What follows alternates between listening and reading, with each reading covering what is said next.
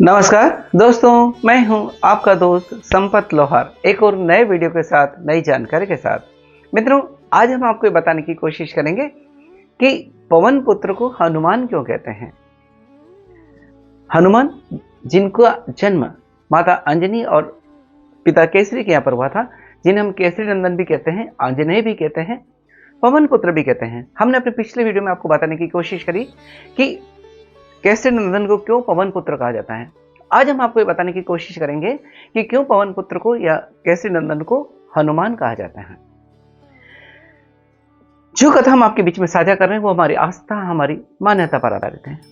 बहुत दोस्तों, एक बार की बात है कि जब हनुमान जी यानी बजरंगबली, पवन पुत्र जब बहुत छोटे थे, केसरी नंदन बहुत छोटे थे, अपने घर में जब वो सो रहे थे, प्रातःकाल जब उनकी नींद खुलती है, बहुत तेज भूख लगती है उनको, और अपनी भूख मिटाने के लिए माता अंजनी को आवाज लगाते हैं, लेकिन देखते हैं कि अंजनी माँ घर में नहीं है।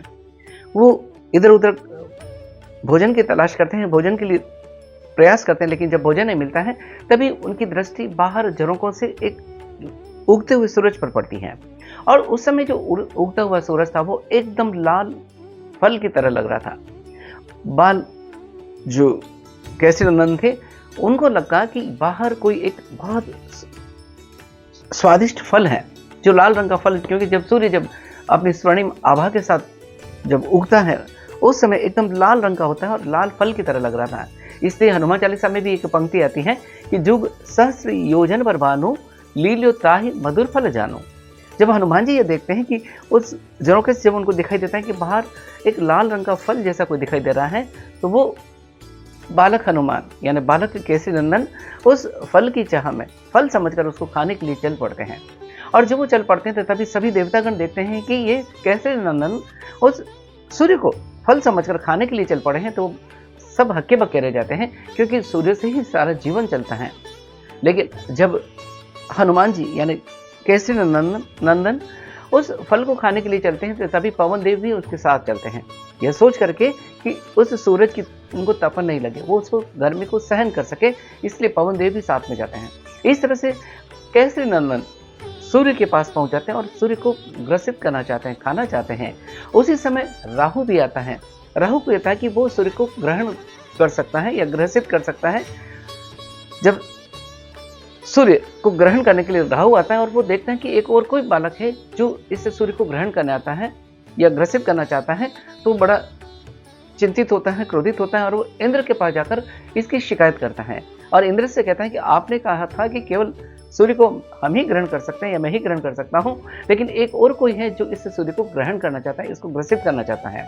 तब इंद्रदेव राहु के साथ वहां पर आते हैं और देखते हैं कि हनुमान उस जो सूर्य था एकदम फल जैसा लग रहा था, उसको खाने ही वाले थे। यह देखकर इंद्र बड़े क्रोधित होते हैं और वो अपने वज्र का प्रहार उस पर नाराज होते हैं, हनुमान पर नाराज। तो यह देखकर हनुमान जी सूर्य को छोड़कर उनके ऊपर प्रहार करना चाहते हैं। तब इंद्र बड़ा क्रोधित होता है और अपने वज्र का प्रहार हनुमान जी पर करता, यानी केसरी नंदन पर, उस नन्हे से बालक पर वज्र का प्रहार करते हैं, जिसके कारण उनकी जो ठोड़ी है, जिसको हनु भी कहते हैं, यानी ठोड़ी जिसको हनु भी कहते हैं, वो टेढ़ी हो जाती है।